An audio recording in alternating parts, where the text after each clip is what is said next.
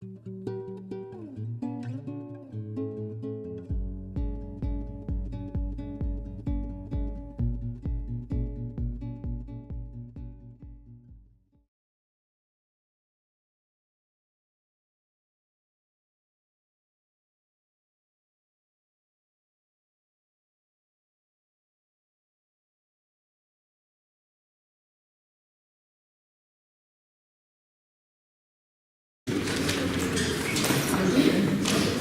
morning.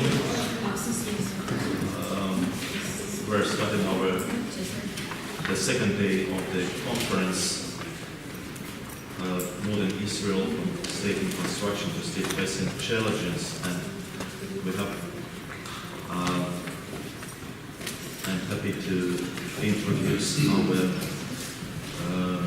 keynote lecturer, Professor Yakov Rabkin.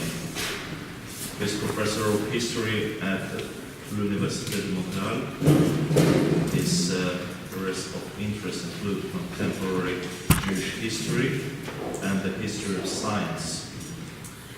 Yakov Rabkin's bestseller has read from within a century of Jewish opposition to Zionism, the book, which was published in 26, is now available in 15 languages, am I right? Or 16? No. 15 languages. And his most recent book is What is Modern Israel? No, it's not recent. Okay, got it, yeah. So in 2016, his book, What is Modern Israel, was published originally in French and was translated into 5 languages. Four originally published in Japanese. He's also co-editor of the book of the collected volume, The Modernization and Future in the Past. The keynote lecture is titled Impact of Zionism and Israel on Jewish diasporas. So we have 45 minutes for the presentation, and then we'll have the discussion. Well, thank you, Vitaly. It's a pleasure to be back here, and it's not my first visit in this institution. I would like to review something which may appear obvious: the impact of the Zionist movement and the State of Israel on Jewish communities outside of the Holy Land. I would like to start by saying that perhaps the Zionist movement and the establishment of the State of Israel have been the most important factor of change in recent Jewish history, or recent, I mean, the last at least 1,000 years. And we have to understand that that impact has been multifaceted. It has not been univocal. And I'll try to review the origin of the movement, and then we'll better understand the impact it has had on Jewish communities. I would like to remind you that Zionist movement was a European movement. It was invented by the Europeans. It was articulated by the Europeans. It was largely realized by the Europeans. What I mean, without going into the history of, let's say, the prehistory of the Zionist movement, because the prehistory of the Zionist movement, as we know it, is a history of Protestant evangelical movements. But leaving that aside, even though I would be happy to return to it during the question period, leaving that aside, we all know that those people of Jewish descent who articulated the Zionist movement were European intellectuals. First among them was, without doubt, Theodor Herzl, who conceived themselves as essential Europeans. And Herzl is particularly a good example of that because he was multilingual. He worked in various countries. And the Zionist movement was, in fact, formulated by them as a European movement that would bring light and development and redemption, even though I don't think he used the term, redemption to the underdeveloped, retrograde, abandoned, dry soil of the Holy Land. So that was very much in the mode of the late 19th century. It was not the only European movement that was meant to bring light to other people. So in that sense, the Zionist movement fits its period, it fits its territory, namely Central Europe. And when we talk about this European movement and people who supported it intellectually, we have to realize that those people, in fact, were the least affected by the emergence of the Zionist movement. Jewish communities in Germany and German-speaking lands, Austria and so on, were perhaps the least interested in the Zionist movement. And it would have remained a dead letter and a cul-de-sac, an impasse, had it not been for Jews of the Russian Empire, as you well know, who became the soldiers of the Zionist movement, who in fact created Zionist settlements in Palestine, and who conceived a political system that pretty much remains the same till today.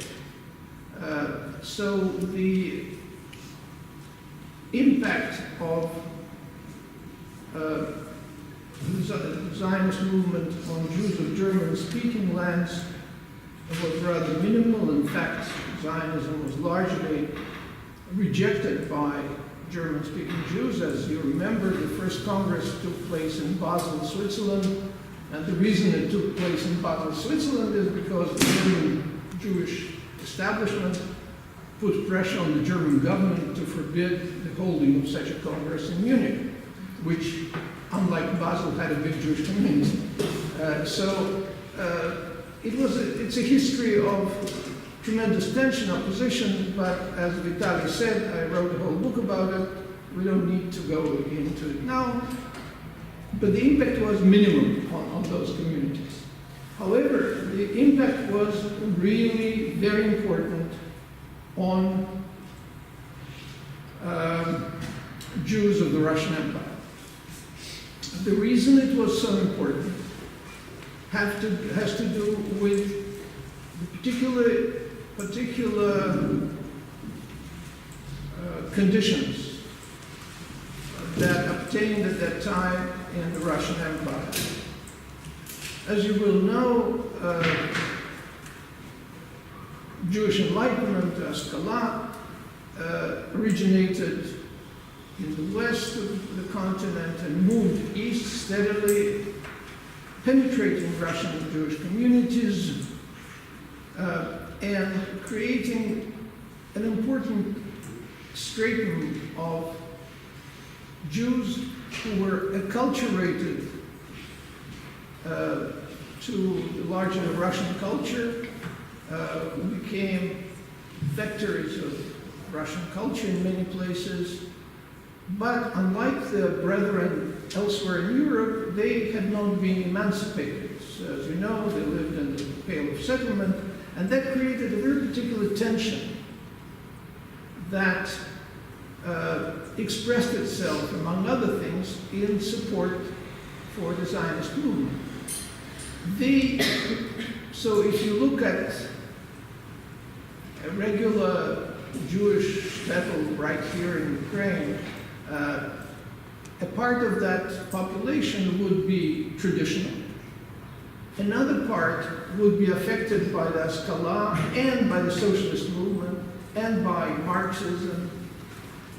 And those who no longer observe the Jewish ritual, no longer observe Shabbat or kosher, any of those things, and became really Russian Marxists for all practical purposes, had to live in the shtetl because they couldn't move to a big city. And they had to reconceptualize themselves. And this reconceptualization is crucial for the impact of the Zionist movement. They reconceptualize themselves as a national group, just like Poles and Lithuanians and Ukrainians, among whom they lived. They thought we are also a national group, even though officially in the Russian Empire terminology, they were called inavyerцы, the people of different faith rather than nation. They conceived themselves as a national group. And like other national groups that I just mentioned, they didn't have their own land, they didn't have their own independence, so they fit the mode of Eastern Europe, of rebellion against the empires, essentially, nationalist rebellion against the empires, with, of course, a very important nuance that all the other nations rebelled on their own territory, and these were rebelling somewhere else. So the challenge of the Zionist movement was much greater because they had to transport these people somewhere else. So the impact of the Zionist movement on a part of Russian Jewry was very profound. It was not only political, it was also practical. Now, you may argue that I'm exaggerating the importance of the impact of Zionist movement on Jewish communities in the Russian Empire, and to a certain degree you would be right, because the percentage of those who went to Palestine at the turn of the 20th century, more or less, among those who emigrated from the Russian Empire was minuscule. It was 1%. And many of them didn't stay in Palestine. But they played a crucial role in creating those institutions, political culture, and so on. And in fact, Zionist parties became quite popular in the Russian Empire, with the result that when immigration largely to North America happened, these Zionist ideas were carried over to the new land, to the United States, Canada, Argentina, and the Russian Jews became vectors of the Zionist influence. I think this is very important to understand, because as far as Morocco, the first Zionist cell was started by Russian Jews. Because the association of, and when I say Russian, I mean Russian Empire. In Ukraine, you have to be careful how you use the word Russian. So what I mean is Russian Empire. So the Russian Jews really played a very important role in disseminating the Zionist message, in disseminating the Zionist gospel, if you like. That's what happened in North America. Initially, American Jews were either indifferent or hostile to the Zionist movement, particularly the Reform Jews, who today is still considered a majority of American Jews. Reform Jews really denationalized their Judaism. For them, the United States was the promised land, and they had given up entirely on this messianic expectation, just like Napoleon was praised as a messiah by German Jews in in early 19th century. So the American Jewish support for the Zionist movement, which we pretty much take for granted today, happened only after Russian Jews became wealthier in the United States and became more politically active, and when they replaced German Jews as the head of the American Jewish community. Because what really, it would not have happened with German Jews in control, but they were gradually replaced by Russian Jews, and support for Zionism as a result became much more prominent. So here we have another community, or rather communities, where Zionist movement, even before the creation of Israel, had rather significant influence and placed the American Jewish community as a factor of Zionist development, both in terms of political influence and, particularly at that time, of financial influence. So here we have Ashkenazi, largely Ashkenazi communities, even though, as you know, the first American Jews were Sephardim, but still it was largely Ashkenazi Jews who carried the message of Zionism. However, the greatest effect of the Zionist movement, and particularly of the establishment of the State of Israel, was perhaps felt in non-Ashkenazi communities. And here we have to go back to the origins of the Zionist movement, and the origins which were very much, again, European, defiant, and I would like to give you a quote from Ben-Gurion of 1922, actually two quotes. Here is one. The one great concern that should govern our thought and work is the conquest of the land and the building it up through extensive immigration.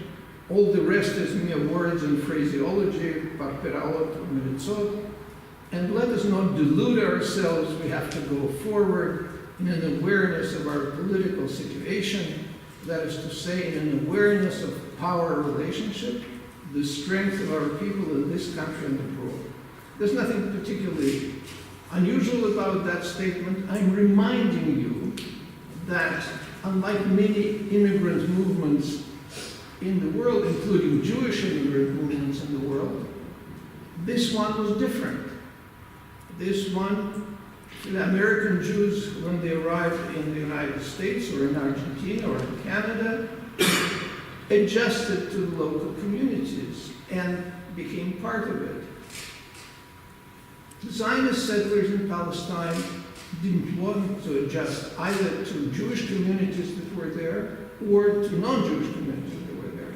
So for them it was a really revolutionary movement, which, as you know, they openly proclaimed. And I also would like to remind you that an expression that is often associated with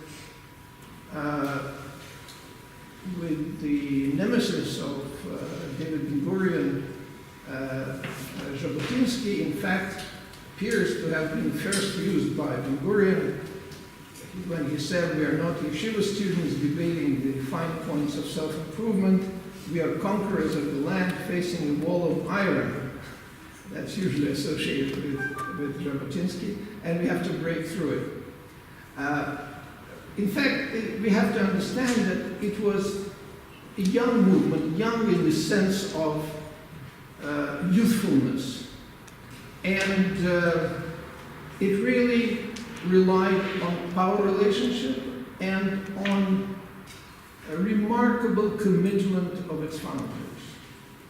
Remarkable political commitment, remarkable economic commitment, and one factor of this was, of course, military security. And here you have a picture of Haganah training in 1947, just on the eve of the establishment of the State of Israel.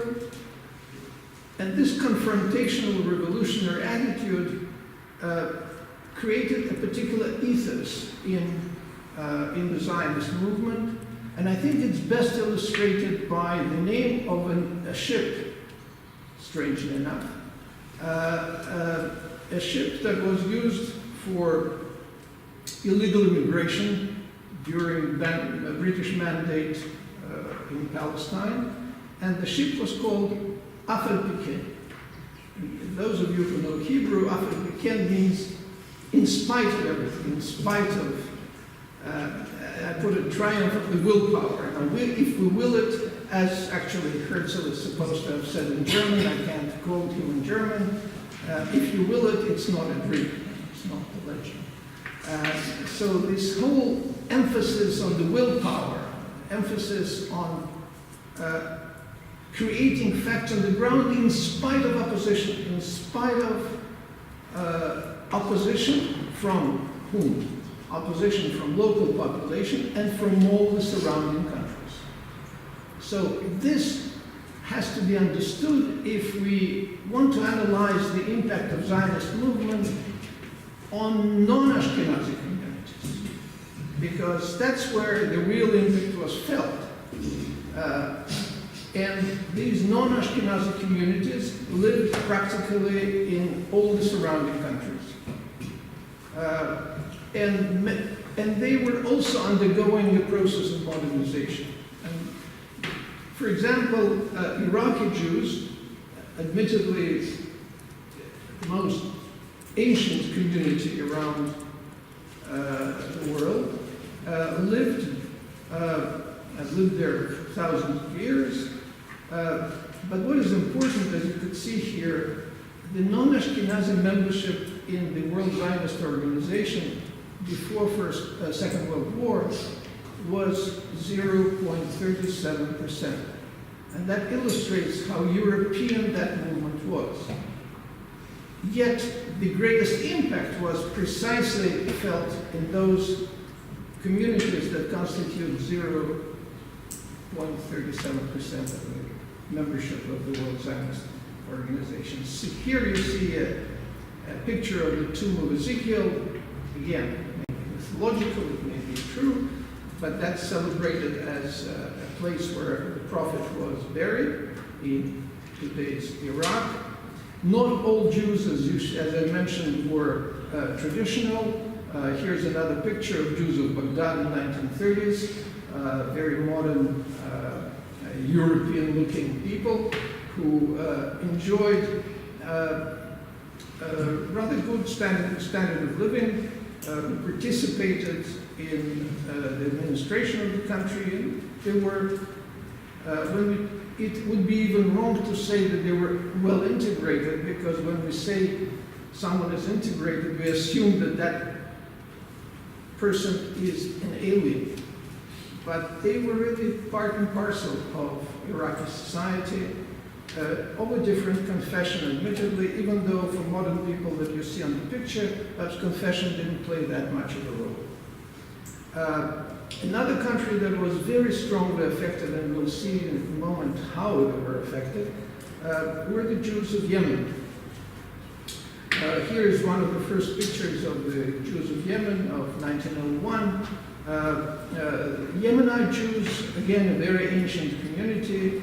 We have correspondence between the Yemenite community and Maimonides, so it's at least 1,000 years old. These were traditional communities, somewhat divided, like, as you know, Jews are rarely united, two Jews, three opinions. So if European Jews were divided between Hasidim and Misnagdim, these were divided along the lines of rationality and mysticism. So some followed Maimonides and some followed the Kabbalah. They were living in rural communities, but also in the cities. They were perhaps less affected by modernization, given the fact that Yemen was less affected. The impact on them was, we'll see, was quite dramatic. Also, large Jewish communities lived in Morocco. Here you have pictures of rural Morocco, Jews in rural Morocco, where in the whole Maghreb area, you have Jews in Tunisia, Algeria, and Morocco, who follow different paths of development. I'm not going to go in detail here, but you all know that Morocco was an independent country under from the early 20th century under the protectorate of the French Republic. Algeria was integrated in the French Republic, and Jews were given French citizenship in 1870 at the Decret and therefore they became French citizens, and we'll see that for them the impact of the Zionist movement was not so great. For them, the Algerian War of Independence was much more important, when they were uprooted from their country and ended up in France largely. Rural Morocco was different, and so was the cities in Morocco. I have a little bit of a disorder in my PowerPoint, so here's a picture of Yemen, which I want to show you. And a dramatic event that happened to Yemenite Jewry, airlift of Yemenite Jews to Israel. Now, here we have to stop and say why these Jews were airlifted. And what kind of an impact the establishment of the State of Israel had on Jews in all these communities. It's for a reason that I quoted Ben-Gurion, and I quoted this revolutionary confrontational attitude and ethos that is proper to the Zionist movement, because the opposition of all the surrounding countries to the Zionist movement expressed itself in accusations of local Jewish communities for what the Zionist movement was doing in Palestine. While Yemenite Jews really had no influence, or perhaps even little knowledge of what was going on in Palestine, they were also affected. So were Iraqi Jews, and so were Jews in Morocco, to a lesser extent, of course. So particularly it was felt in countries in Arab countries. See, I'm mentioning Iraq, Yemen, Morocco. And there was rather widespread violence, sometimes threats of violence, and sometimes provocations of Zionist activists to foment violence in order to stimulate immigration. So it varied from one country to another.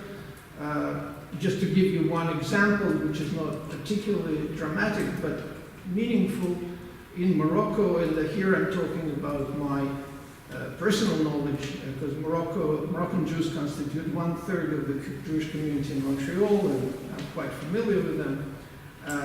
So once I heard from a person about my age who had been a Zionist activist in Morocco, and he said, you know, we would, to stimulate immigration, we would dress up like Muslims, and we would be trucked to another city where we were not known, and we would roughen up local Jewish girls. We wouldn't do any harm, but just, verbally attack and insult.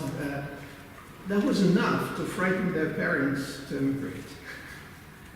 And I heard the story and repeated it many years later at my Shabbat table to a Moroccan guest of ours, again a lady of the same age, and she said, now I understand.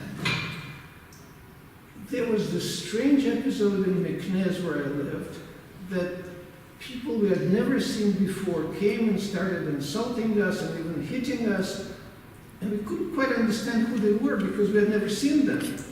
Now I connect the dots.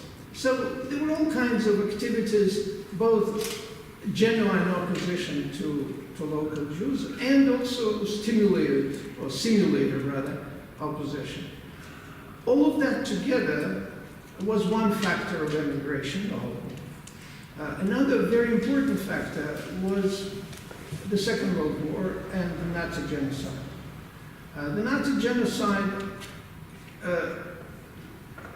removed a significant number of people from the reservoir that the Zionist movement hoped would be Zionist settlers.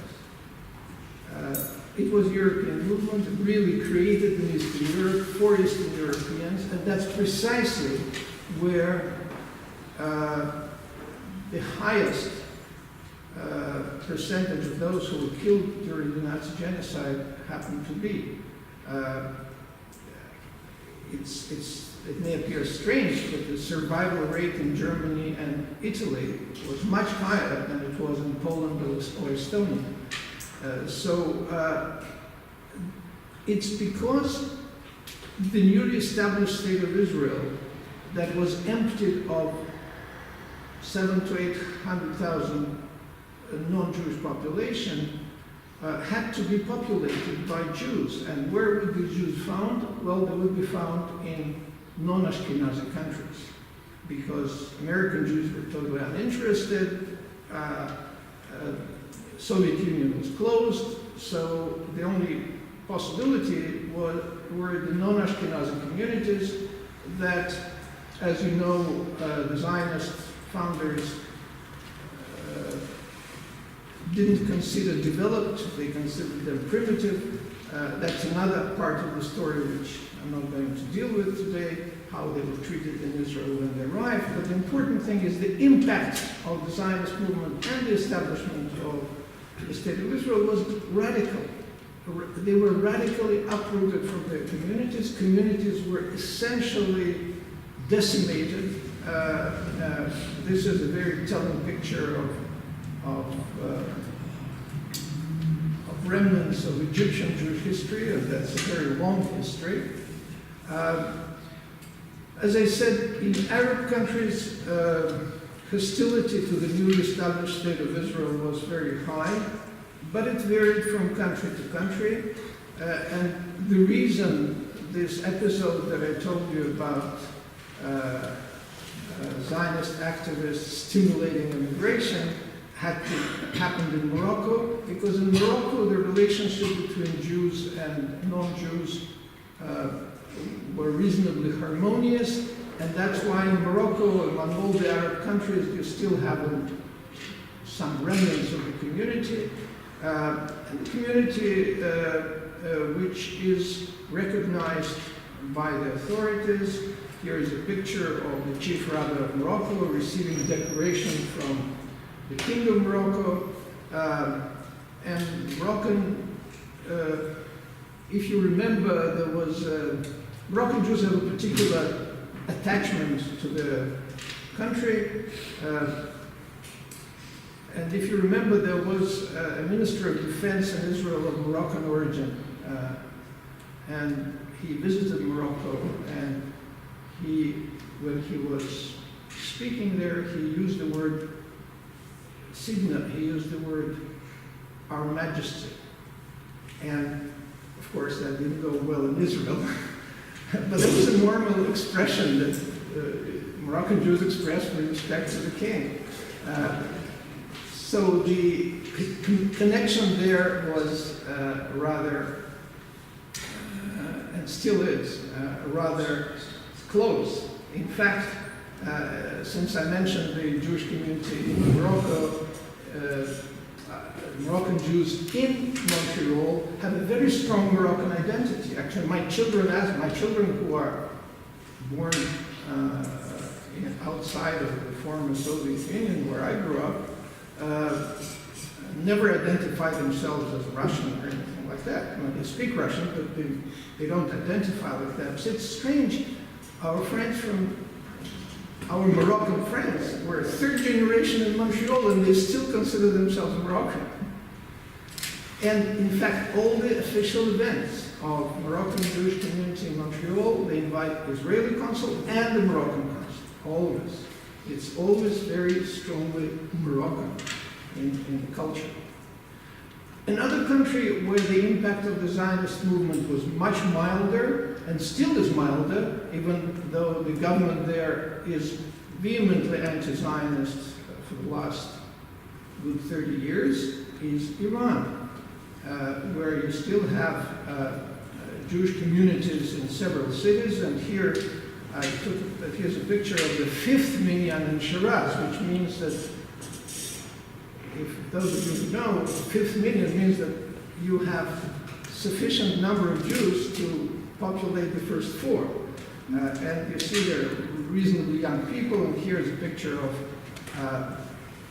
Purim in the town of Yazd in Iran, taken in 2016.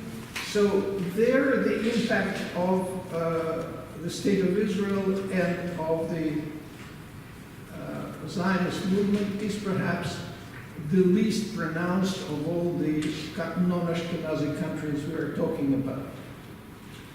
So this is the impact, what we talked about, where communities were, to a certain degree, affected not ideologically, but by practical action, by uprooting those communities, due both to pull and push factors.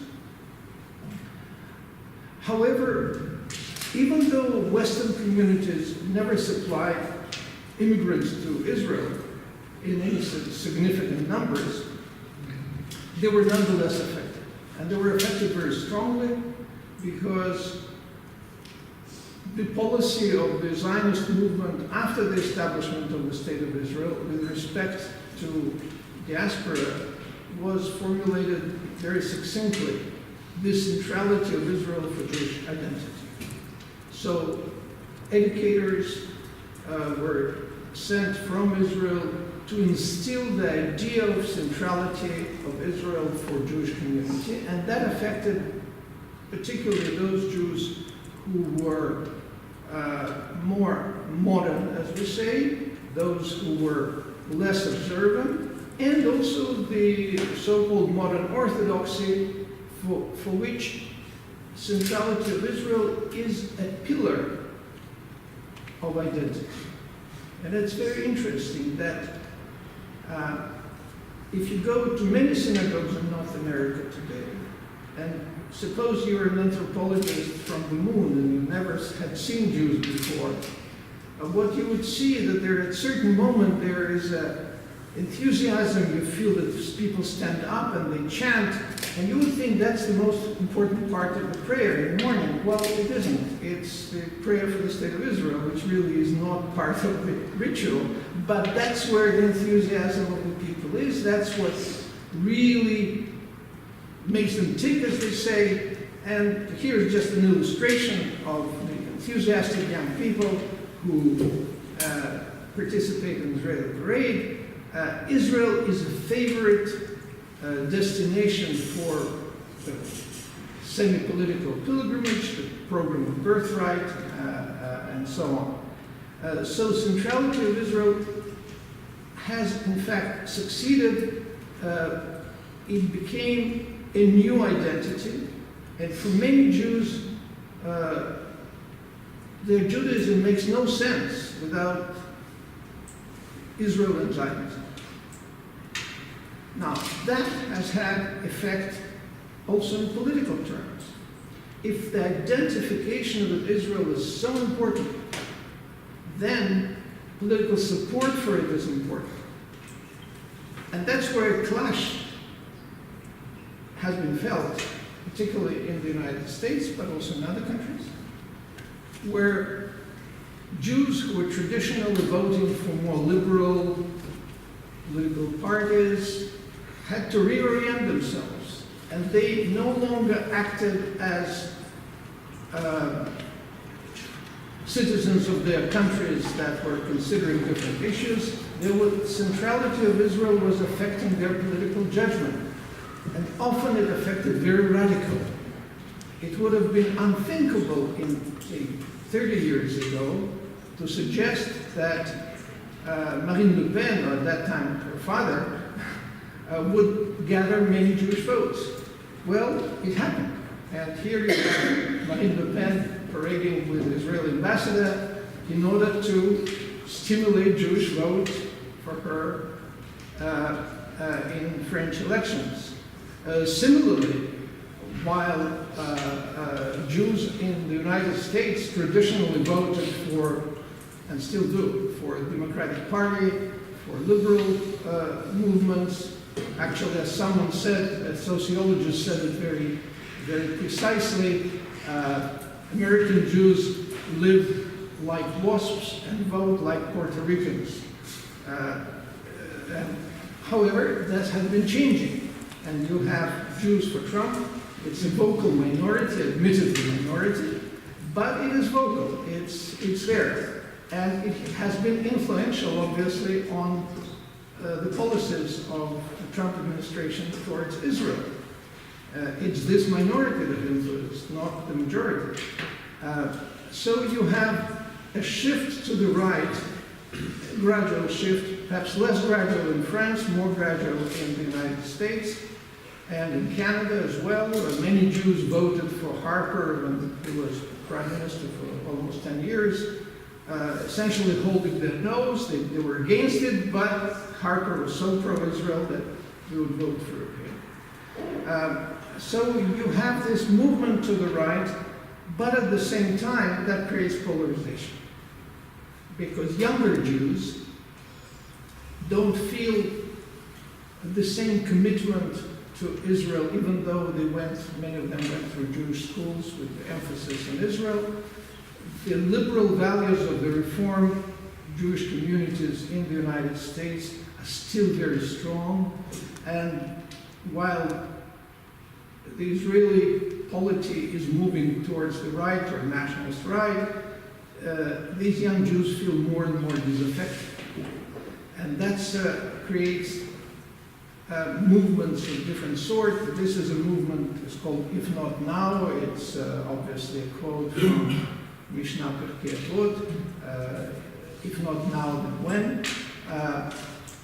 And here is the Jews won't be free until Palestinians are, reject AIPAC, reject occupation. AIPAC, I remind you, is the main American Jewish organization that supports the state of Israel and the government of Israel. So among Jews who are, I would say, less orthodox, you have a polarization. There's a polarization between those who, this minority that support the right-wing trend in Israel and in the United States, and I would say the majority that doesn't. So there is a political polarization within Jews. So Israel has become, I'd say, the most important point of division within Jewish communities.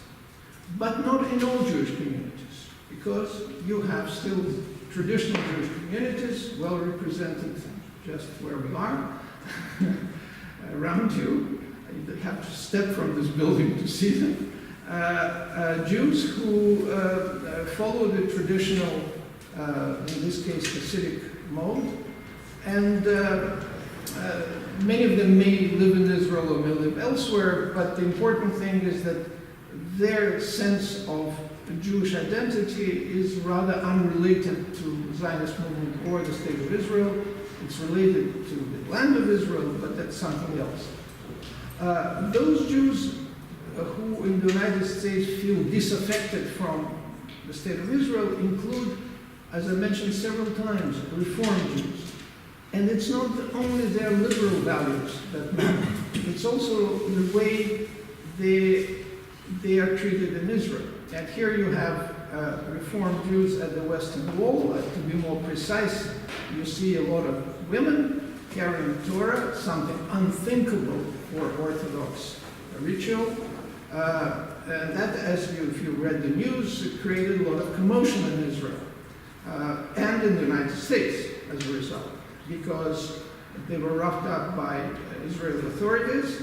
The Torah scrolls were torn from their hands. There was a lot of conflict going on. So the treatment of Reform Jews in Israel is an important source of disaffection of Reform Jews, who still support largely the state of Israel, but they feel less and less comfortable doing so. So as you see, that survey shows you that the Zionist movement and the establishment of the State of Israel have been radical factors in affecting Jewish communities. They affected them differently. They affected them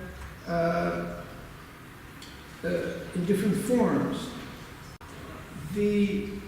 Again, I think you all remember or know that finally, in the course of the last years of the Soviet Union and the first decade of post-Soviet existence, Jews of the former Soviet Union were affected by the Zionist movement, by the State of Israel. There were rumors of impending pogroms in various places, and all of that served to bring about millions of Russian-speaking Jews to the State of Israel, who have, as you know, had a tremendous impact on Israel. However, the impact of the State of Israel on those who remain in the former Soviet republics is, of course, much less radical than it was on non-Ashkenazi communities. Yes, there was a lot of immigration, but those who remained are affected in different ways. For some of them, Israel is an important anchor of their identity. For others, it's less so. There's a revival of Haredi Judaism right here in the courtyard. It's a multifaceted development where the impact of Israel is felt, and it's also felt, I think, because practically every Jewish family, and not necessarily a Jewish family, in the former Soviet Union has relatives in Israel. So there is a connection there. So the Russian dimension of the Zionist movement in the State of Israel is still very important. And if you want to know more about it, I will be soon giving a lecture on that subject at the University of Oxford. Thank you so much.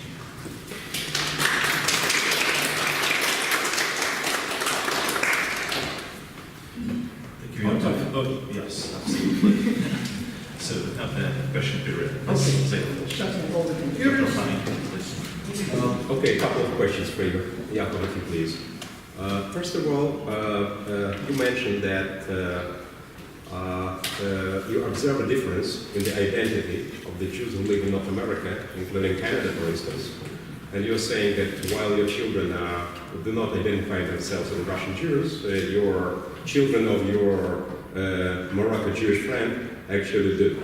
Well, in principle, it's not surprising, since third and fourth generation of Moroccan Jews in Israel also identify themselves as such.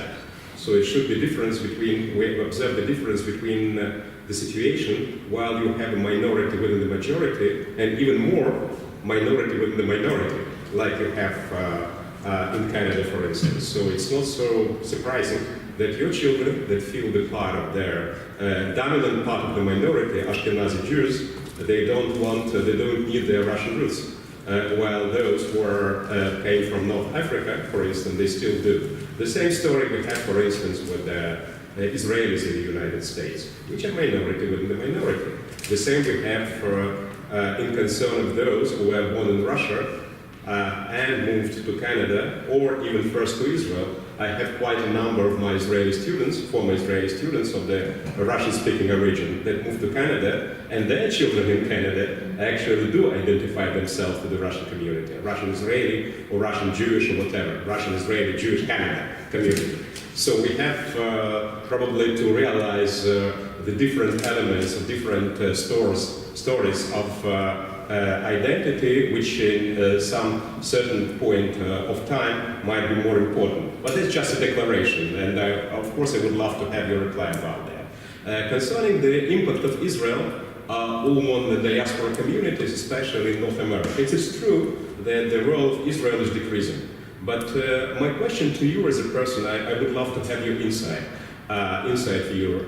Maybe we sometimes overestimate the position of Jewish establishment declaring it as the position of the Jewish community rather than asking people themselves. Especially in the situation of relations that we have between the state of Israeli community, Jewish community, which is represented by the Israeli government, and American or Canadian Jewish establishment. That's not just a theoretical question, that's very important for a re-establishment or a re-understanding of our relations between Israel and the diaspora communities. I would love to have your reply on that. Yeah. Well, as far as my little anecdote about children, I think that the dynamic of minority and majority is perfectly right. The first time I was called Russian is when I arrived in Israel. I'd never been called Russian before when I lived in the Soviet Union, even though it's my native language and my culture knows that. Because the perception, the definition of what constitutes an ethnic or national group are different, and you're absolutely right that it all depends on where you are and who constitutes the majority or minority, very relative. Now, as far as Jewish establishment in North America, and if I understood your question, is how I see the dynamic of development. Now, it's quite clear that the official Jewish organizations in the United States and in Canada represent the interest of the Israeli government rather than the interests of the Jewish community. Because all the surveys done by Stephen Cohen and others indicate that the Jewish population is on one side and the establishment is on the other. So they're really not representative. But they do have a tremendous clout for two reasons. They're much more active and they have a lot more wealth. Because wealth increases with age. Unfortunately, not always, but it usually does. Therefore, people like Shaul Adelson, just one individual, has an immense influence on what's going on in Israel and in the Jewish establishment. Whereas the younger Jewish renewal types are much less influential at this point. It remains to be seen. Of course, there is a drifting apart of the political opinion within Israel and political opinion within Jewish communities in North America, because they're much more liberal and there is much more sort of ethnic nationalism, overt ethnic nationalism in Israel. How it's going to play out, I don't have any particular insights, but it's quite clear that the impact of Jews on U.S. foreign policy may not last forever, it may not last for a long time. But in fact, it's not that important for the state of Israel because the main support has shifted to the evangelical Christians, of whom there are, according to Pastor Hagee, 50 million only in the United States. That's 4 times more than the number of Jews in the world, including babies and old people. So the evangelical Christians are much more important, but we're not discussing that now. The impact on the community, I think the Jewish communities in the United States, North America, have enough internal intellectual and spiritual resources to survive the disaffection and crisis. But also you have to realize that American Jews, particularly young Jews, have grown up in conditions of non-racism, opposition to any exclusivity, of tremendous political correctness. And these are the things that affect their judgment and their views, and that's not exactly the case of the Israeli polity. So that's my insight. Yes, there will be continuing polarization. Eventually, people of Sheldon Adelson generation will go, and perhaps their influence will decline. Are there younger cohorts ready to take their place? According to surveys that we see, it's not the case. But I'm just professor of history, not a prophet. More questions or comments? Very actual question. You mentioned the Jews for Trump, and you said it's a voting minority, of course. I also believe that are there any arguments just why this group is just creating itself? Or I mean, in Israel, okay, if some Israelis support Trump, there are logical reasons. So Jerusalem or whatever, but what could be reasons for American Jews? Just are there inner political reasons, or is there a platform just articulating their support for Trump? Well, as I mentioned, the same thing happened with the Prime Minister Stephen Harper in Canada, who of course is a much milder version of Trump.